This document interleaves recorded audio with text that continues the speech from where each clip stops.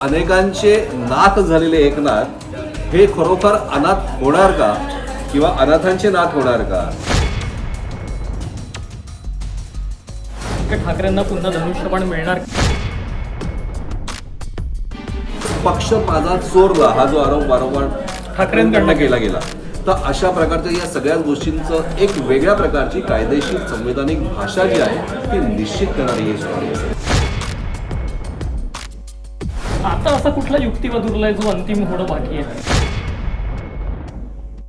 लोकांमध्ये असलेली जी एक भावना आहे या संपूर्ण शिवसेनेच्या कुटीबद्दलची, ती तुम्हाला काय दिसते? मनसे उद्या विलीन झाली शिवसेनेत, आणखीन त्याच्यामध्ये जर का या दोन बंधूंनी म्हणजे की उद्धव ठाकरे यांनी संघटना बघावी आणि राज ठाकरे यांनी राजकारण बघावं, असं जरी त्या दोघांमध्ये समीकरण जुळलं तरीही ते लोकांना आवडणार आहे. लोकांना तर असंही पाहिजे की एकनाथ शिंदे यांनी सुद्धा हट्ट सोडावा.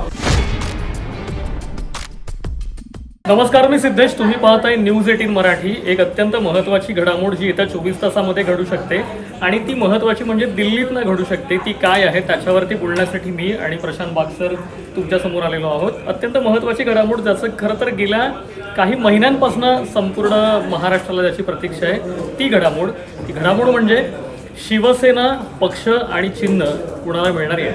सुप्रीम कोर्टामध्ये बुधवारपासून शिवसेना पक्ष आणि धनुष्यबाण हे चिन्ह पुन्हा ठाकरेंना मिळणार का, की ते शिंदेंकडेच राहणार? या संदर्भातल्या महत्त्वाच्या घडामोडी काय घडणार या अनुषंगाने बुधवारपासून अंतिम सुनावणी जी आहे ती सुप्रीम कोर्टामध्ये पार पडणार आहे. आणि त्याच अनुषंगाने माझ्यासोबत बोलण्यासाठी प्रशांत बागसर आपल्या सोबत आहेत. प्रशांत बागसर, अत्यंत महत्त्वाची सुनावणी, खूप प्रतीक्षा महाराष्ट्राला आहे, तितकीच ती ठाकरेंनाही आहे, शिंदेंनाही असणार आहे ती प्रतीक्षा. युक्तिवाद जो आहे महत्त्वपूर्ण अंतिम टप्प्यात आलेला तो उद्यापासून परत सुरू होईल. खरंच उद्यापासून सुनावणी सुरू होणार की नाही, की पुढे ढकलली जाईल, हा खरं तर माझा पहिला प्रश्न. तुझा पहिला प्रश्न होण्याच्या आधीच सांगतो की जसं तू म्हणते की खूप महिन्यांपासून, तर खूप महिने म्हणजे किती माहिती आहे? तब्बल 36 महिने, 3 वर्ष उलटली, तारीख पे तारीख. आणि उद्याची परिस्थिती जो तू विचारलायस ना, ती खरोखर होईल का हा प्रश्न आहे. कारण सुप्रीम कोर्टामध्ये जर का आपण बघितलं तर पूर्ण बेंच असो तर याच्या समोर जो पूर्ण कॉल येतो, आता 37 नंबरवर या सुनावणीचं हिअरिंग आहे. आता 37 नंबर सुनावणी सुप्रीम कोर्टाचं कामकाज हे दुपारी 4पर्यंतच खऱ्या अर्थानं हे रेग्युलर मोडमध्ये होत असतं. त्यामुळे 37 नंबर खरोखर दुपारी 4पर्यंत येईल का हा प्रश्न अनुत्तरित आहे आत्ता जरी. त्यामुळे खरोखर ही सुनावणी जरी अंतिम सुनावणी सुरुवात असेल तरीही अंतिम सुनावणी उद्या होईल का? म्हणजे अनेकांचे नाथ झालेले एकनाथ हे खरोखर अनाथ होणार का किंवा अनाथांचे नाथ होणार का? हा जो सगळा मुद्दा चर्चेत आलेला आहे अनेक वेगळ्या कारणांनी, हा सगळा कळीचा मुद्दा हाच आहे की उद्या सुनावणी खरोखर होईलच का याबद्दल प्रश्नचिन्ह नक्कीच. 16 तारखेला मुंबई महानगरपालिकेचा निकाल लागला. या निकालामध्ये उद्धव ठाकरे ज्यांच्याकडची अनेक लोक ही कुठली शिवसेना कुठली शिंदेंकडे काही बहुतांश नगरसेवक गेले जे स्टँडिंग नगरसेवक होते त्यावेळेचे 2017मध्ये निवडून आलेले, ते देखील अनेक नगरसेवक हे शिंदेंकडे गेले. त्याच्यानंतर आता आलेला निकाल त्यामध्ये ठाकरेंनी केलेला कमबॅक आणि उद्या होत असलेली सुनावणी, याच्यामुळे एक अत्यंत महत्त्वाचा आणि कळीचा मुद्दा जो चर्चेत आलेला आहे तो म्हणजे हा की धनुष्यबाण पुन्हा ठाकरेंना मिळण्याची शक्यता आहे का? ज्या पद्धतीचे निकाल आले त्यावरनं वेगवेगळे तर्कवितर्क लढवले जात आहेत, वेगवेगळ्या चर्चा राजकीय वर्तुळामध्ये रंगवल्या जात आहेत. त्या पार्श्वभूमी यावरती मला प्रशांत सरांचं मत जाणून घ्यायला आवडेल की ही जी चर्चा प्रामुख्यानं सुरू झालेली आहे BMCचा निकाल लागल्याच्या नंतरची, ती म्हणजे ठाकरेंना पुन्हा धनुष्यबाण मिळणार का या अनुषंगाने सुरू झालेली, त्याच्यावरती प्रशांत बागसरांचं म्हणणं काय जाणून घेऊया. 3 गोष्टी महत्त्वाच्या आहे की आता सुप्रीम कोर्टात होणारी सुनावणी जी आहे ही सुनावणी फक्त एक नाममात्र सुनावणी नक्कीच नाही आहे. अत्यंत दिशादर्शक, लोकशाहीसाठी अत्यंत आवश्यक असलेली ही सुनावणी आहे. परिशिष्ट 10चं पूर्णपणे खोल खऱ्या अर्थानं बघितली जाणारी सुनावणी आहे. महाराष्ट्र विधानसभेचे अध्यक्ष राहुल नार्वेकर यांनी ज्या पद्धतीने निकाल दिला त्या निकालावर स्क्रुटनी करणारी सुनावणी आहे. केंद्रीय निवडणूक आयोग म्हणजे भारतीय निवडणूक आयोगाने ज्या पद्धतीनं एकनाथ शिंदे यांच्या पक्षाला जे पक्षचिन्ह बहाल केलं होतं या स्क्रुटनीवर प्रश्नचिन्ह उपस्थित करणारी सुनावणी आहे. त्यामुळे अनेक वेगवेगळ्या अँगलने या सुनावणीकडे बघायचं आहे. कारण ही सुनावणी महाराष्ट्राच्या राजकारणामध्ये अत्यंत दूरगामी परिणाम करणार नाही, तर आपल्या देशातल्या लोकशाही प्रधान देशातल्या या सगळ्या प्रकारच्या उचलबांगडी किंवा ज्या प्रकारे पक्षनिष्ठा सोडून किंवा आपण स्वतःचा स्वतंत्र गट स्थापन करून किंवा एकाच वेळेस पक्ष माझा चोरला हा जो आरोप वारंवार ठाकरेंकडनं केला गेला, तर अशा प्रकारच्या या सगळ्याच गोष्टींचं एक वेगळ्या प्रकारची कायदेशीर संवैधानिक भाषा जी आहे ती निश्चित करणारी ही सुनावणी असेल. आता राहिली गोष्ट की धनुष्यबाण या चिन्हावर जे एकनाथ शिंदे यांचे नगरसेवक निवडून आले, जे आमदार आहेत, जे खासदार आहेत, पहिली गोष्ट म्हणजे की यांची जी जागा ती जाईल का, तर नाही. जे निवडून आलेले आहेत ते निवडून आलेलेच असते. जे आमदार असो, नगरसेवक असो, जे खासदार असो, निवडून आलेलेच असते. फक्त त्यानंतर अनेक वेगवेगळ्या प्रकारचे कायदेशीर याच्यामध्ये जे कंगोर आपल्याला समोर येतात, ज्यामुळे उद्धव ठाकरे यांचा पक्ष अधिक मजबूत व्हायला मानला जातं. तर त्या विषयाला जर का गांभीर्याने बघितलं तर एकनाथ यांचा पक्ष अनाथ होईल का? मग एकनाथ यांच्याकडे कोणकोणत्या प्रकारचे पर्याय उपलब्ध असतील, आणि जर का एकनाथ यांचाच पक्ष नक्की फायनल केला, सुप्रीम कोर्टाने शिक्कामोर्तब केलं, तर मग उद्धव ठाकरेंच्या पक्षाचं काय? म्हणजे त्यांना मशाल हे जे चिन्ह दिलंय किंवा 3 वर्षांपासून हे जे सातत्याने जे या सुनावणीकडे सगळं चाललंय, आणि त्याच आधारावर महाराष्ट्रामध्ये दुसऱ्या पक्षाची जी राष्ट्रवादी काँग्रेस, घड्याळ आणि तुतारी हे जे जन्माला आलं, हे सुद्धा त्या आधारावरच आहे. त्यामुळे या सगळ्या गोष्टींचे कंगोरे आहेत. पण जर का कायदेशीर दृष्टिकोनातनं जर का आता आपण बघितलं तर या सुनावणीची ही अंतिम सुनावणी आहे. अंतिम सुनावणी झाल्यानंतर, अंतिम युक्तिवाद झाल्यानंतर सुप्रीम कोर्ट जे स्वतःचा निर्णय राखीव ठेवेल, तोपर्यंत महापालिकांचे महापौर पदाचे जे निकाल आहेत ते सगळे स्पष्ट झाले असतील.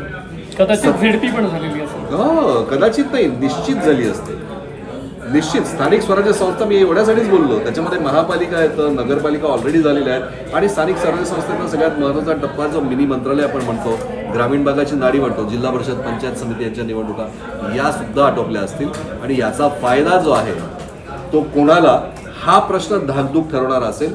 म्हणूनच जे काही कॉम्प्रोमाइज सुप्रीम कोर्टाच्या सुनावणीवरनं करून घ्यायचे सत्ताधाऱ्यांना, ते करून घेतले जाईल. कारण कायमच केंद्रीय निवडणूक आयोग हे सत्ताधाऱ्यांचं बटीक आहे, राज्य निवडणूक आयोग त्यांचं बटीक आहे, अशा प्रकारचा आरोप विरोधकांकडनं वारंवार केला होता. पण सुप्रीम कोर्टावर मात्र अशा प्रकारचा आरोप अद्यापपर्यंत झालेला नाही आहे. त्यामुळे सुप्रीम कोर्टाचा निकाल हा जर का म्हणजे उद्धव ठाकरेंच्या पक्षाला फेवरेबल येणारा असेल, तर मग त्याच्या आधीच जे काही कॉम्प्रोमाइज करून घेता येईल, सत्तेच्या जागा कोणाकडे या करून घेता येईल. आता महापौर पद आपण म्हणतोय की 29 महापालिका, कोणत्याही महापालिकेमध्ये 2 पद सगळ्यात महत्त्वाचे असतात. एक म्हणजे अर्थात महापौर पद, आणि त्याचबरोबर तिजोरीच्या किल्ल्या म्हणजे स्थायी समितीचं सभापतीपद. याच्यानंतर अनेक वेगळ्या समित्यांच्या सभापतीपद किंवा याच्यावर सगळ्या येतो.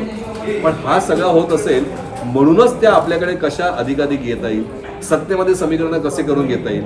उद्या जर का सुप्रीम कोर्टाने निर्णय दिला, धनुष्यबाण चिन्ह हे उद्धव ठाकरेंना दिलं, तर मग ते सगळे नगरसेवक, आमदार या सगळ्यांना एक वैयक्तिक मुभा असेल कायद्याचा जर का अभ्यास केला, किंवा त्यांना स्वतःला पक्ष निवडण्याची मुभा असेल. म्हणजे एकनाथ शिंदेनी ठरवलं की माझा सगळाच पक्ष मी एका पक्षात विलीन करेल, भाजपसोबत त्यांचं सख्य असं आपण म्हणू, भाजपसोबत विलीन करेल, तर ते करायचं म्हटलं तरी त्यांच्या पक्षातल्या प्रत्येक निवडून आलेल्या जो लोकप्रतिनिधी आहे त्याला ते मॅन्डेटरी नाही आहे, त्याला पक्ष निवडण्याचा चॉईस राहील. मग तो धनुष्यबाण चिन्ह म्हणून आला म्हणून तो उद्धव ठाकरेंकडे धनुष्यबाणावरच जाऊ शकतो, हा त्यातला महत्त्वाचा भाग आहे. पण अर्थात या सगळ्या जरदरच्या गोष्टी खूप हायपोथेटिकल आहे हे सगळं. आता एक महत्त्वाचा आणि कळीचा प्रश्न जो आहे प्रशांत सर यामधला, की आता भरपूर युक्तिवाद आपण तुम्ही म्हणाला तसं 36 महिने पाहिलेले आहे. आता असा कुठला युक्तिवाद उरलाय जो अंतिम होणं बाकी आहे, त्याला आपण अंतिम युक्तिवाद किंवा अंतिम सुनावणी असं म्हणायचं, आणि ज्यातही दोन्ही बाजूचे वकील जे आहेत ते युक्तिवाद करतील. म्हणजे आता असं काय उरलं काय आहे म्हणजे याच्यामध्ये? कसं भावनेपेक्षा कायदा हा मोठाच असतो. त्यामुळे भावनेच्या आधारावर राजकारण खेळता येतं. भावनेच्या आधारावर लोकांच्या गळ्यात पडून त्यांच्या हृदयाला अपील करून निवडणूक जिंकता येते. पण निवडणुकीचा निकाल जो आहे किंवा त्याची मतमोजणी सुद्धा आहे ही भावनेवर होत नाही, तर ही कायद्याने निश्चित केलेल्या यंत्रणेच्या आधारेच होत असते. तसंच असतो की कायदा आपला लोकशाही प्रधान देश 1950ला 26 जानेवारी आता येतेच आहे, 26 जानेवारी 1950ला आपण राज्यघटना स्वीकार केली. त्याच्यानंतर घटना हीच भगवद्गीता, जरी कोर्टामध्ये भगवद्गीतेवर हात ठेवून कोणताही साक्षीदार शपथ घेत असला तरीही आपल्या देशाची संवैधानिक पातळीवर जर का बघितलं तर खरी भगवद्गीता जी आहे ती कॉन्स्टिट्यूशन ऑफ इंडिया. त्यामुळे कायद्याच्या आधारावर जे जात, धर्म, पक्ष, परंपरा, कोणते आरक्षण याच्या पलीकडे असलेला जर का कोणती गोष्ट असेल तर ती आहे संविधान. त्यामुळे या कॉन्स्टिट्यूशनच्या आधारावर लागणारा हा निकाल जो आहे ये दिल से नहीं होता है, ये दिमाग से होता है. कैसे है, मतलब दिल की बात रखने के लिए ख्याल भी बड़ा अच्छा है असं कुठेतरी म्हटलं. त्यामुळे भावनेच्या आधारावर आपण अंतिम सुनावणी हा विषयाचा शब्दच्छल करू शकतो, पण कायद्याच्या आधारावर या विषयाचे निकष जे आहेत तेच भावनात्मक पद्धतीने सुप्रीम कोर्टामध्ये आता हे वकील मांडतील. बरोबर. याच्यामध्ये भावनात्मकता हा कायद्याच्या कसोटीवर टिकणारी भावनात्मकता, संविधान कशा प्रकारे आवश्यक आहे या घटनेला, महाराष्ट्राला, देशाला, ही आवश्यक आहे. त्याचबरोबर अशा प्रकारे जर का तुटीचं आणि फुटीचं राजकारण जर का व्हायला लागलं तर मग त्या कायद्याचा आधार काय राहील. त्यामुळे कायद्याचं महत्त्व अधोरेखित करण्यासाठी म्हणून अंतिम युक्तिवाद हा सगळ्यात महत्त्वाचा असतो. कारण आत्तापर्यंत वेगवेगळ्या प्रकारचे साक्षी झाल्या, पुरावे झाले, सादरीकरण झालं, पण या सगळ्यांचा गोषवारा जो वकील ठामपणे, ठोसपणे, मजबूत पद्धतीने मांडतो तो खरा बाजीगर. निश्चितपणे. आणि त्यामुळेच आता हे पक्ष चिन्ह कोणाला मिळतं, ते शिंदेंकडेच राहतं का की पुन्हा उद्धव ठाकरेंकडे जातं, याची सुनावणी फार महत्त्वाची ठरणार आहे. एक शेवटचा प्रश्न प्रशांत सर, की हे सुनावणी होईल, निकाल लागेल किंवा जे काही होईल, पण आपण एक जर तर मध्ये हा सगळा प्रकार अडकलेला आहे तोपर्यंत मला एक म्हणजे त्याचा आधार घेऊन तुम्हाला एक प्रश्न असा विचारायचा आहे की आता उद्धव ठाकरेंनी BMCची निवडणूक लढवली, वेगवेगळ्या पालिकांची निवडणूक लढवली, ठाकरे बंधू एकत्र आले, इथे त्यांनी मशाल या चिन्हावरतीच निवडणूक लढवली. मशाल हे चिन्ह ज्या पद्धतीनं धगधगताना दिसलं निकालामध्ये ते आपण सगळ्यांनीच पाहिलं, मुंबईमध्ये खास करून पाहिलं, इतर ठिकाणी त्याचं काय झालं हे महाराष्ट्र पाहतोय, पण प्रामुख्यानं मुंबईमध्ये ते कशाप्रकारे धगधगलं हे आपण सगळ्यांनी पाहिलं.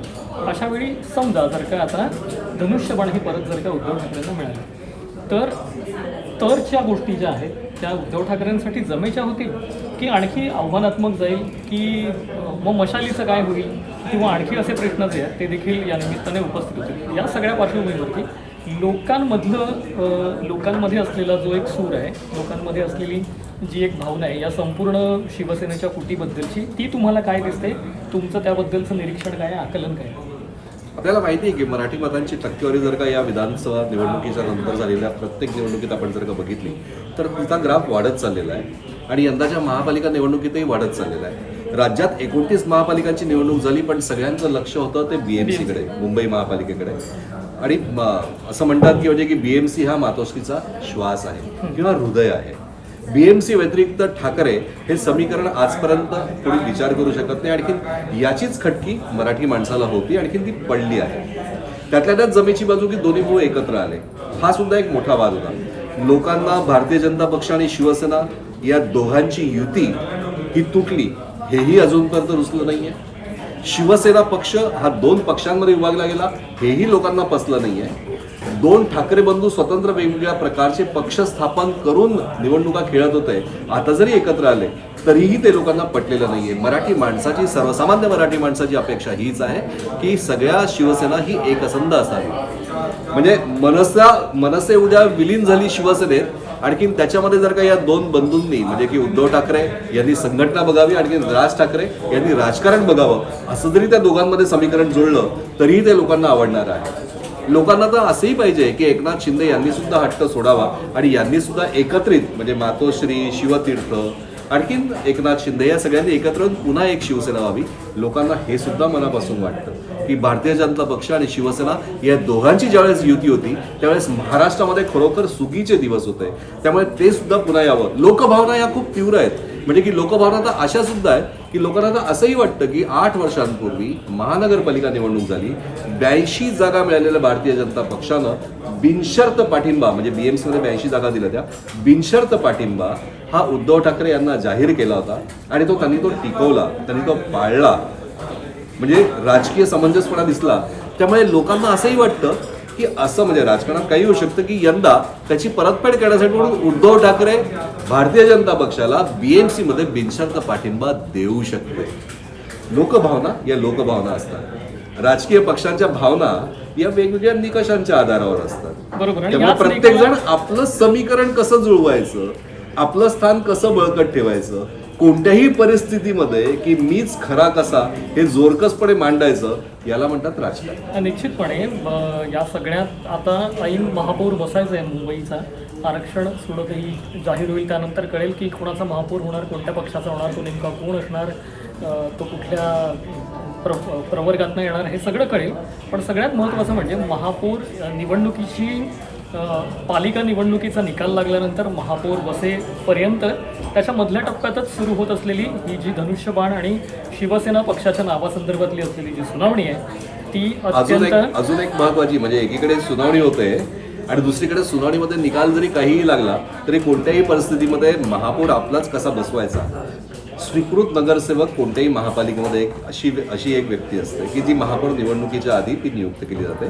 संख्याबळाच्या आधारावर त्या पक्षाला स्वीकृत नगरसेवक नियुक्त करता येतात. स्वीकृत नगरसेवकाला ना निधी मिळतो, ना स्वीकृत नगरसेवकाला महापौर उपमहापौर निवडणुकीमध्ये मतदान करायचा अधिकार असतो.